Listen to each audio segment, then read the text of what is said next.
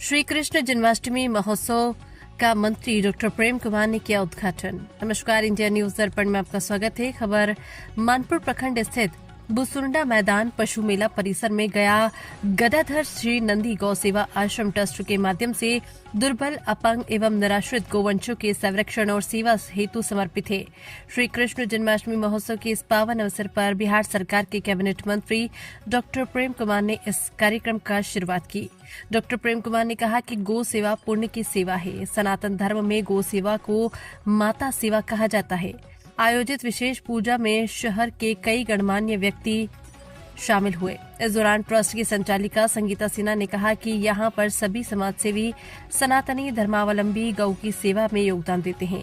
संगीता सिन्हा ने बताया कि ट्रस्ट में लगभग 300 गाय और बछड़ा है। इन असहाय, अपंग और निराश्रित गोवंशों के संरक्षण एवं सेवा में बढ़ चढ़कर अपनी सहभागिता में चोकर, सब्जी, फल सहित खाने की सामग्री गौ सेवा में देते हैं। इन्होंने कहा कि श्री कृष्ण जन्माष्टमी महोत्सव 17 अगस्त से लेकर 23 अगस्त तक चलेगा। इस कार्यक्रम में 56 भोग, राम कथा, गौ मंगला आरती, महाप्रसाद सहित कई कार्यक्रम किए जाएंगे।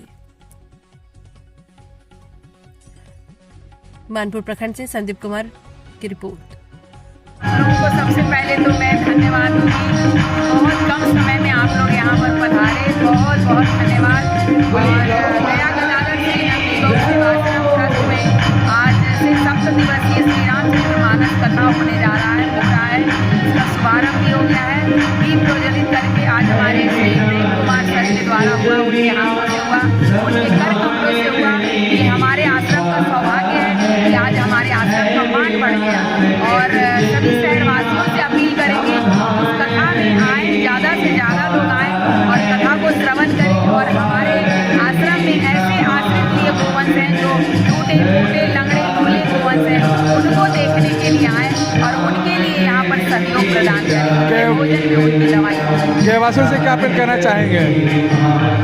गैवासियों से क्या अपील करना चाहेंगे? गैवासियों से हम यही कहना चाहते हैं कि ये हमारा आश्रम अकेले का नहीं है, पूरे गयावासियों का आश्रम है। बस हमने इसको नींव रख दिया है, चलाना हमारे गयावासियों को है। अब ज़्यादा से ज़्यादा आप लोग यहाँ आए, इस मंदिर में आए और इस मंदिर में आकर पुण्य लाभ प्राप्त करें, अपने पितरों को भोज खिलाएं, गौ सेवा करें। परिचय दे दीजिए। हमारा नाम संगीता सिन्हा, गया गदाधर श्री नंदी गौ सेवा आश्रम ट्रस्ट की संचालिका। गौ सेवा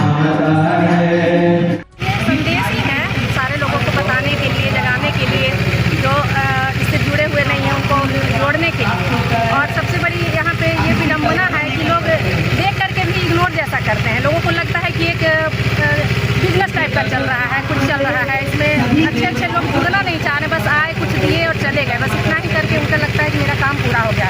होना ये चाहिए कि हमेशा के लिए इसे जुड़े रहें, इस पर नज़र रखें और जितना हो सके सहयोग करें। मतलब जैसे अभी डॉक्टर की कमी है यहाँ पे, हम 2-3 बार त्यागराजन सर से मिल करके रिक्वेस्ट करके डॉक्टर के जगह पे बुलाया गया। उनको कहा गया कि आकर के आप अनवरत यहाँ पे सेवा दें, महीने में 1 बार आएँ, 2 बार आएँ, कम से कम आएँ।